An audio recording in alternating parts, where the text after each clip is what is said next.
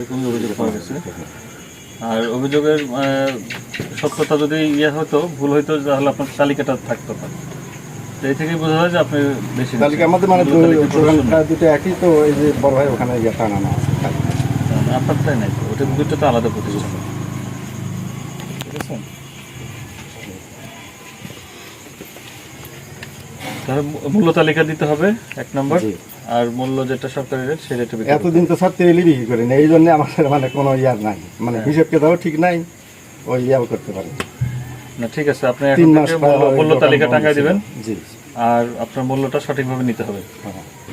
সংরক্ষণ আইন 2009-এর 38 ধারা অনুযায়ী আপনাকে 15,000 টাকা অর্থদণ্ড প্রদান করতেছি। ঠিক আছে, আমরা আসলে একটি অভিযোগের প্রেক্ষিতে এখানে মোবাইল কোর্টে আসি। অভিযোগটা ছিল এরকম যে এখানে বিপুল পরিমাণ ডিজেল এবং পেট্রোল মজুত করা আছে এবং অধিক দামে বিক্রয় করা হচ্ছে। এই দুইটা ছিল অভিযোগ। তো আমরা অভিযোগের প্রেক্ষিতেই মূলত এখানে এসেছি। এসে যেটা যাচাই বাছাই করে পাওয়া গেল, এখানে তেলগুলো অবৈধ নয়। ওনার যথাযথ ডকুমেন্ট আছে, তিনি মূল্য পরিশোধ করে সেই তেলগুলো এখানে নিয়ে এসেছেন এবং পরিমাণ আমরা মিলিয়ে দেখলাম সঠিক আছে।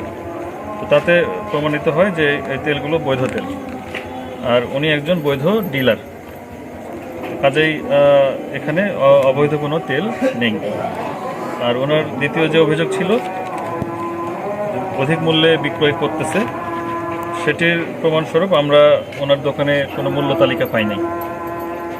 তো সেজন্য আমি মূল্য তালিকা প্রদর্শিত না থাকার কারণে ওনাকে আমরা সামান্য একটু অর্থদণ্ড করে সতর্ক করেছি, যাতে ভবিষ্যতে উনি মূল্য তালিকাটা প্রদর্শন করেন এবং এই অধিক দামে বিক্রয়ের যে অভিযোগ সেটি যেন আর না পাওয়া যায়। তো উনি সেই শর্তে রাজি হয়েছেন। উনি প্রতিশ্রুতি দিয়েছেন যে মূল্য তালিকা প্রদর্শন করবেন এবং সরকারের নির্ধারিত যে মূল্য সেই মূল্যে তিনি তেল বিক্রয় করবেন। সেজন্য আমরা তাকে মোবাইল কোর্টের মাধ্যমে আমরা তার এই প্রতিশ্রুতির এটাকে আমলে নিয়ে আমরা তাকে একটা সুযোগ প্রদান করেছি এবং আমরা এখানে ভোক্তা অধিকার সংরক্ষণ আইন 2009-এর আলোকে মূল্য তালিকা প্রদর্শিত না থাকার কারণে তাকে 15,000 টাকা অর্থদণ্ড প্রদান করেছি।